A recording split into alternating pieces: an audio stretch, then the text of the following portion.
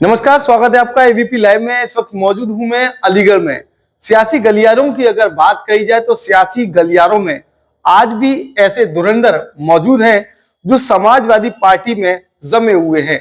लंबे अरसे से राजनीति के दांवपेच की सीख और लोगों को देने वाले मानपाल सिंह जी यानी कि पूर्व मंत्री मेरे साथ मौजूद हैं, जो कि 6 बार के विधायक रह चुके हैं और 5 बार के पूर्व में मंत्री रह चुके हैं।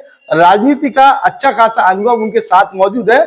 मौजूदा सरकारों की अगर बात कही जाए, तमाम पार्टियों पर तमाम तरह के आरोप लगते रहते हैं, तमाम गतिविधियां चल रही हैं, लेकिन मौजूदा सरकार की अगर बात कही जाए तो पूर्व मंत्री का मौजूदा सरकार को लेकर क्या कुछ कहना है। पहली सरकारों की अगर बात कही जाए तो मंत्री जी पहले क्या कुछ रहा करता था, और आज की समय की अगर बात कही जाए तो आज का जो राजनीतिक गलियारों में जो हलचल है वो किस तरीके की है? आजकल राजनीतिक जो हलकों में चर्चा है वो जब से बीजेपी की सरकार आई है, चाहे वो केंद्र में आई हो चाहे वो राज्यों में आई हो, सिवाय इनके इसके पास कोई काम नहीं है, सिवाय इसके कि हिंदू मुसलमान, हिंदुस्तान पाकिस्तान, शमशान और कब्रिस्तान। इसके अलावा एक धार्मिक भावनाओं को उभार करे, यानी ये एक तरह से प्रचार कर रहे हैं, हिंदू मुसलमान में पूरे समाज को बांट रहे हैं।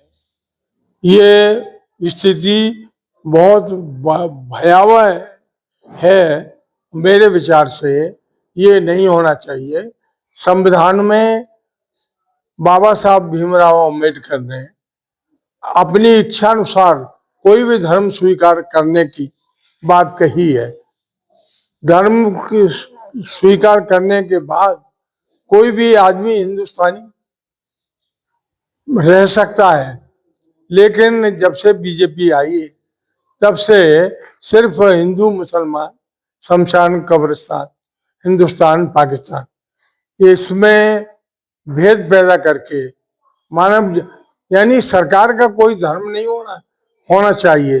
सरकार, भारतीय संविधान में हर एक को अपनी इच्छा अनुसार धर्म अपनाने की आजादी है, लेकिन ये सरकार सिर्फ धर्म की हिंदू मुसलमान करने की लिहाज से ही ये बनी है, और सरकार का प्रचार पूरा हिंदू मुस्लिम करने का है, समाज को बांटने का है। क्या लग रहा है एसआईआर चल रही है?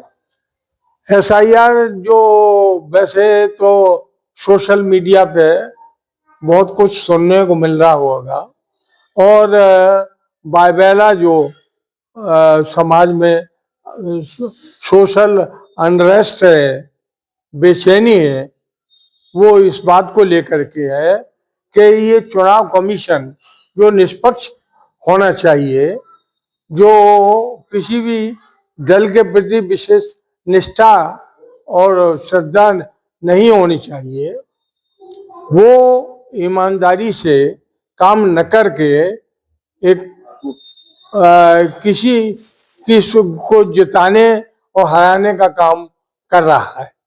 क्या लग रहा है पहली सरकारों में और अब की सरकारों में क्या अंतर है?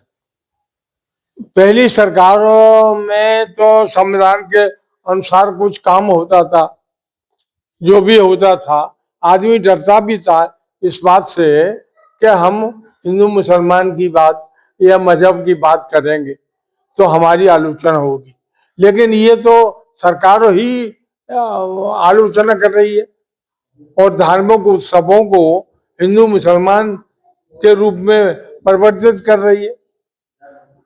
आप देख रहे हैं ये सरकार का कोई काम नहीं है। कोई काबर चढ़ाने के लिए शिव जी पे जाता है या नहीं जाता, उनको पूरी सुविधा दे रही है। ये मुख्यमंत्री जब से आए तब से तो हिंदू मुसलमान की इनके 24 घंटे उनकी जबान पे ही रखा रहता है। ये कभी भी 2027 के चुनाव सपा जीत पाएगी? नहीं। देखिए, अगर निष्पक्ष चुनाव हो जाए तो निश्चित रूप से 2027 में सरकार समाजवादी पार्टी की अखिलेश जी के नेतृत्व में बने। क्या लग रहा है निष्पक्ष चुनाव हो पाएंगे? देखिए कोशिश कर रहे हैं। अब जितनी बदमाशी आयोग को करनी है, अगर इस पर कोई शीघ्र नियंत्रण सुप्रीम कोर्ट, हाई कोर्ट, न्यायपालिका की ओर से नहीं लगाया गया तो प्रजातंत्र खतरे में पड़ जाएगा। बिहार चुनाव को लेकर क्या कहेंगे?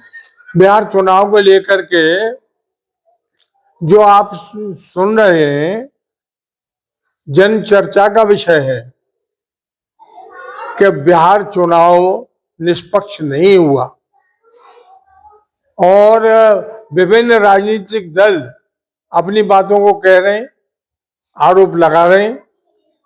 अब आरोप तो आरोप ही रह जाते हैं जब न्यायपालिका जब तक उसमें हस्तक्षेप नहीं करेगी तब तक आपको प्रजातंत्र का रहना ही मुश्किल लग रहा है मुझे।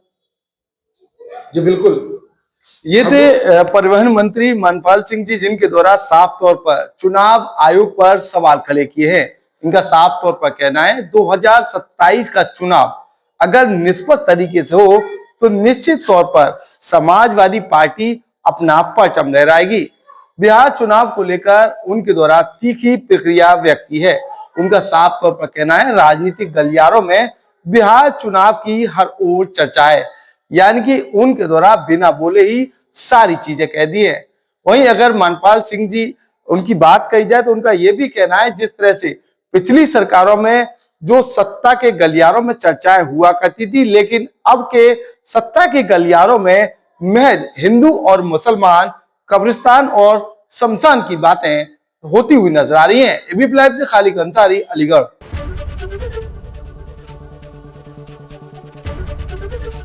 एबीपी गंगा, खबर आपकी, जुबान आपकी।